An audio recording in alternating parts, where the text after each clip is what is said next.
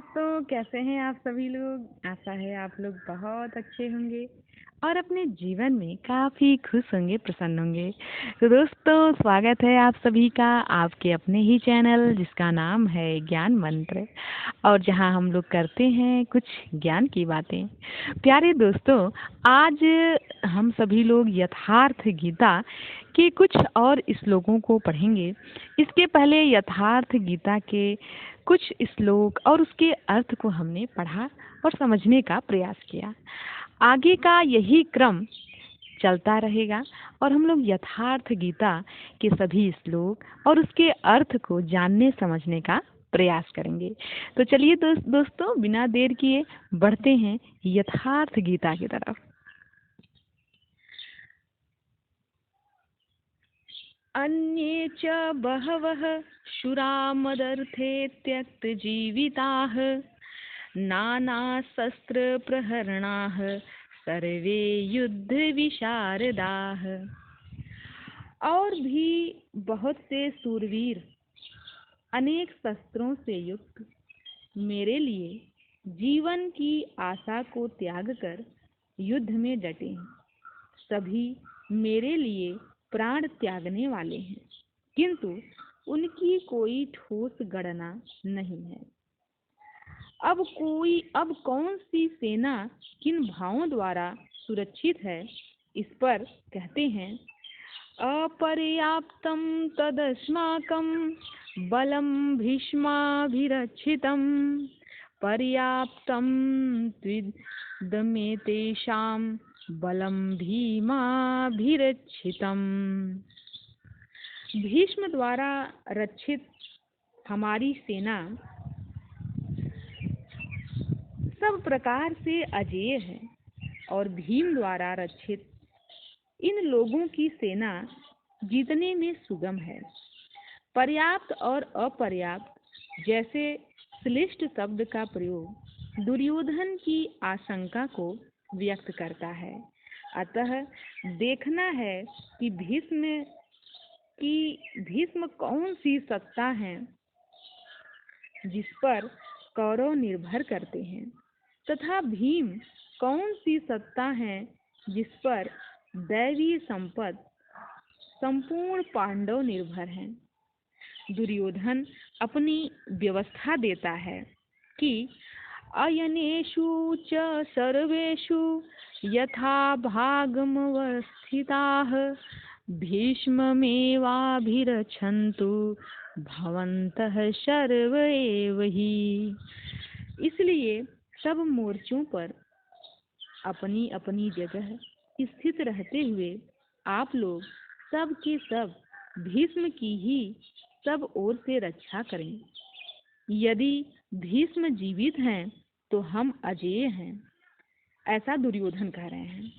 इसीलिए आप पांडवों से न लड़कर केवल भीष्म की ही रक्षा करें। कैसा योद्धा है भीष्म, जो स्वयं अपनी रक्षा नहीं कर पा रहा है। कौरवों को उसकी रक्षा व्यवस्था करनी पड़ रही है। यह कोई बाह्य योद्धा नहीं, भ्रम ही भीष्म है। जब तक भ्रम जीवित है तब तक विजातीय प्रवृत्तियां अजेय हैं। अजेय का यह अर्थ नहीं कि उसे जीता ही न जा सके, बल्कि अजेय का अर्थ दुर्जय है, जिसे कठिनाई से जीता जा सकता है। महाअजय संसार रिपु जीति सकै सो वीर। यह रामचरितमानस का एक श्लोक है। यदि भ्रम समाप्त हो जाए तो अविद्या अस्तित्वहीन हो जाए। मोह इत्यादि जो आंशिक रूप से बचे भी हैं, शीघ्र ही समाप्त हो जाएंगे। भीष्म की इच्छा मृत्यु थी। इच्छा ही भ्रम है। इच्छा का अंत और भ्रम का मिटना एक ही बात है। इसी को संत कबीर ने सरलता से कहा है कि इच्छा काया इच्छा माया इच्छा जग उपजाया, कह कबीर जे इच्छा विवर्जित, ताका पार न पाया। जहाँ भ्रम नहीं होता वह अपार और अव्यक्त है। इस शरीर के जन्म का कारण इच्छा है। इच्छा ही माया है और इच्छा ही जगत की उत्पत्ति का कारण है। सो का मयत तदैच्छत बहुश्यांग प्रजा ये तू। कबीर कहते हैं कि जो इच्छाओं से सर्वथा रहित है, ताका पार न पाया, वे अपार अनंत असीम तत्व में प्रवेश पा जाते हैं। यो कामो निष्काम आप्त काम, आप्त आत्म कामो न तस्य प्राणा, उत्क्रामन्ति ब्रह्मौ सन ब्रह्माप्येति। जो कामनाओं से रहित आत्मा में स्थिर आत्मा स्वरूप है, उसका कभी पतन नहीं होता। वह ब्रह्म के साथ एक हो जाता है। आरंभ में इच्छाएं अनंत होती हैं और अंततो गत्वा परमात्म प्राप्ति की इच्छा शेष रहती है। जब यह इच्छा भी पूरी हो जाती है, तब इच्छा भी मिट जाती है। यदि उससे भी बड़ी कोई वस्तु होती है तो आप उसकी इच्छा अवश्य करते। जब उससे आगे कोई वस्तु है ही नहीं तो इच्छा किसकी होगी। जब प्राप्त होने योग्य कोई वस्तु अप्राप्य न रह जाए तो इच्छा भी समूल नष्ट हो जाती है और इच्छा के मिटते ही भ्रम का सर्वथा अंत हो जाता है। यही भीष्म की इच्छा मृत्यु है। इस प्रकार भीष्म द्वारा रक्षित हम लोगों की सेना सब प्रकार से अजेय है। जब तक भ्रम है तभी तक अविद्या का भी अस्तित्व है। भ्रम शांत हुआ तो अविद्या भी शांत हो जाती है। भीम द्वारा रक्षित इन लोगों की सेना जीतने में सुगम है। भाव रूपी भीम भावे विधते देवः। भाव में वह क्षमता है कि अविदित परमात्मा भी विदित हो जाता है। भाव वश्य भगवान सुख, भाव वश्य भगवान सुख, निधान करुणा भवन। श्री कृष्ण ने इसे श्रद्धा कहकर संबोधित किया है। भाव में वह क्षमता है कि भगवान को भी वश में कर देता है। भाव से ही संपूर्ण पुण्यमयी प्रवृत्तियों का विकास है। यह पुण्य का संरक्षक है। तो इतना बलवान कि परम देव परमात्मा को संभव बनाता है, किंतु साथ ही इतना कोमल भी है कि आज भाव है तो कल अभाव में बदलते देर नहीं लगती। आज आप कहते हैं कि महाराज बहुत अच्छे हैं, कल कह सकते हैं कि नहीं, हमने तो देखा महाराज खीर खाते हैं। घास पात जो खाते हैं, तीन ही सतावे काम। दूध मलाई खात जे, तिनकी जाने राम। इष्ट में लेस मात्र भी त्रुटि प्रतीत होने पर भाव डगमगा जाता है। पुण्यमयी प्रवृत्तियां विचलित हो उठती हैं। इष्ट से संबंध टूट जाता है। इसलिए भीम द्वारा रक्षित इन लोगों की सेना जीतने में सुगम है। महर्षि पतंजलि का भी यही निर्णय है। शतु दीर्घ काल नैरंतर्य, सत्कारा सेवितो दृढ़ भूमि। दीर्घ काल तक निरंतर श्रद्धा भक्ति पूर्वक किया हुआ साधन ही दृढ़ हो पाता है। तस्य संजन्य हर्ष कुरु वृद्धः पितामहः, सिंहनादं विनद्योच्चै शंखं दध्मौ प्रतापवान।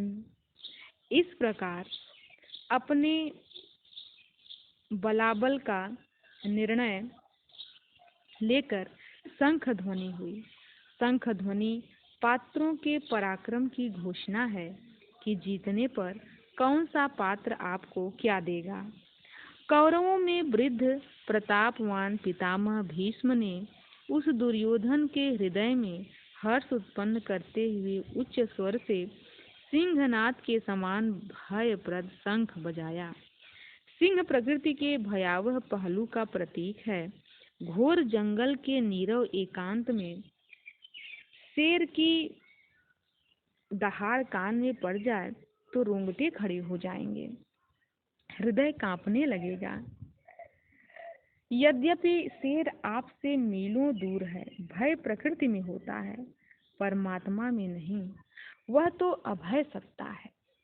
भ्रम रूपी भीष्म यदि विजयी होता है तो प्रकृति के जिस भयारण्य में आप हैं उससे भी अधिक भय के आवरण में बांध देगा। भय की एक परत और बढ़ जाएगी, भय का आवरण घना हो उठेगा। यह भ्रम इसके अतिरिक्त और कुछ नहीं दे सकेगा। अतः प्रकृति से निवृत्ति ही गंतव्य का मार्ग है। संसार में प्रवृत्ति तो भवाटवी है, घोर अंधकार की छाया है। इसके आगे कौरवों की कोई घोषणा नहीं है।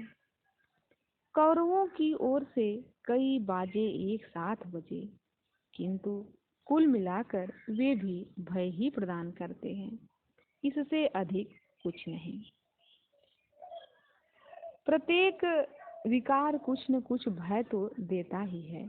इसीलिए उन्होंने भी घोषणा की कि ततः शंखाश्च भैर्यश्च पड़वानकगो मुखाः सहसैवाभ्य हन्यन्तः सशब्दस्तु मूलो अभवत्।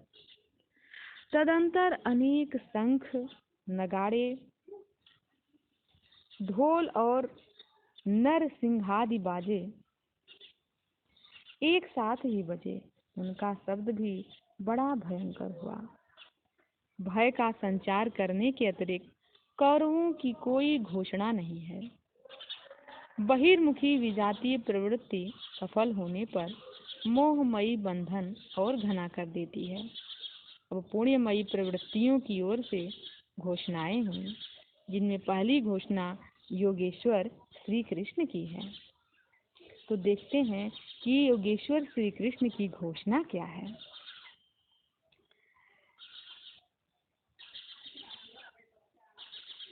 ततः श्रेतै हर्यै युक्तै महती स्यन्दने स्थितौ माधवः पाण्डवश्चैव दिव्यौ शंखौ प्रदध्यमतु।